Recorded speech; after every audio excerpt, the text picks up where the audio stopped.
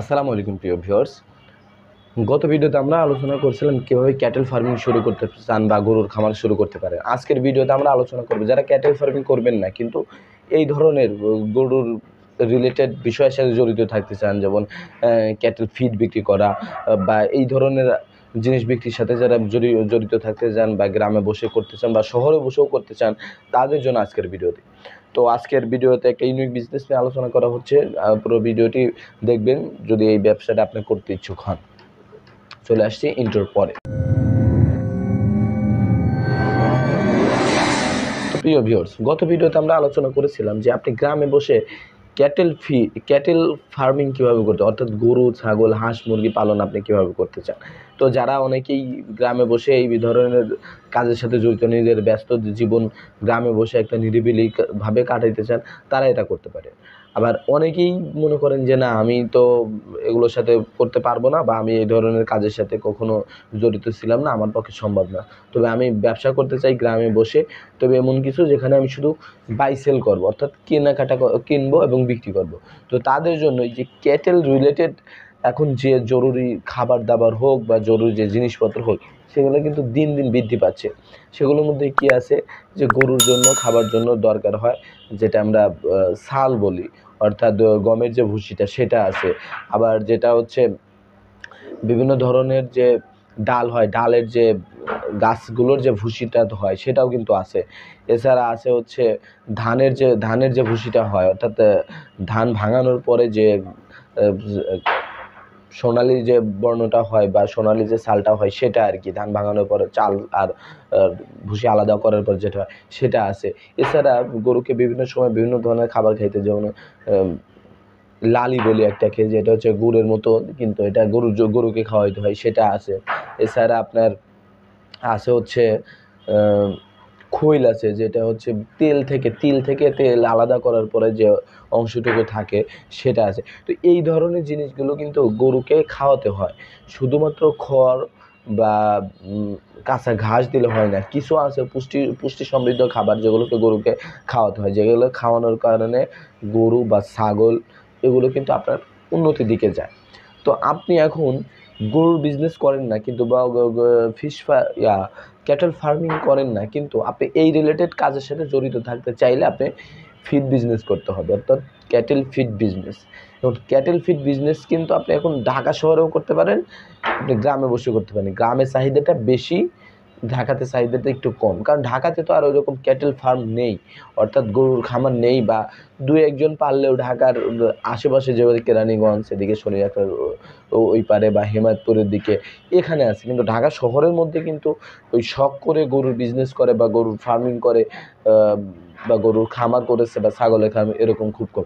এখানে আছে কি, এখানে আছে যে এখানে কয়েকটা গরুর হাট আছে, বা গরুর হাটগুলোতে যে ধরনের গরুকে রাখা হয় তাদের যে চাহিদা সেটা শুধু আপনি পূরণ করতে পারেন। এছাড়া আশেপাশে কিছু ছাগল পালন হয় তাদের জন্য তারা কিনে খাওয়ায়। তো এই জন্য ঢাকাতে এটা অতটা জনপ্রিয় না, জনপ্রিয় খুব কম, কারণ এগুলো হাট কেন্দ্রিকই হয়ে থাকে ঢাকার মধ্যে। তো আপনি গ্রামে বসে এটা কীভাবে শুরু করতে পারেন, গ্রামের কিন্তু এটা আপনাকে অনেক রিপিট কাস্টমার দেবে। যেমন আপনার আশেপাশে অনেক জনপদ যেখানে গরু, ছাগল, হাঁস, মুরগি পালন করা হয়, অর্থাৎ গরু বা ছাগল অনেক পালন করা হয়, এবং অথবা আপনার আশেপাশে 2-3টা বড় খামার আছে যেখানে আপনার একটা খাবারের চাহিদা, গরুর খাদ্য, গোখাদ্যর চাহিদা কিন্তু আপনার আছে।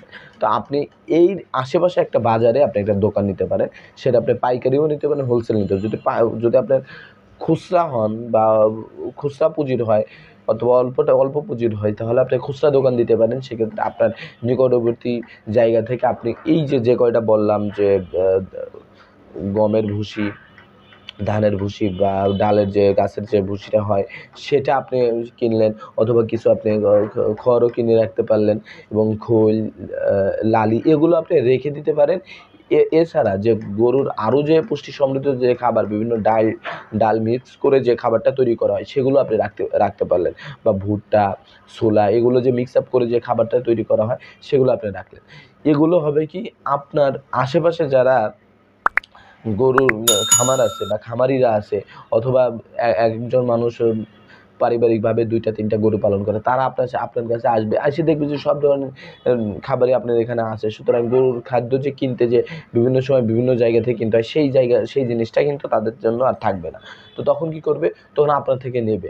আর গরুর খাদ্য এমন না যে আপনার পরিমাণটা 1 কেজি 2 কেজি হয়, এটা কিন্তু 10 কেজি 15 কেজি 20 কেজি বা 40 কেজি পর্যন্ত হতে পারে।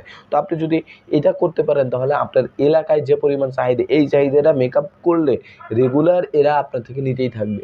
কারণ গরু তো আর আজকে খেয়ে আবার 3 দিন বসে থাকবে না, তারা কিন্তু রেগুলার খাবে আর আপনার থেকেও এই গোখাদ্যটা রেগুলার কিনবে।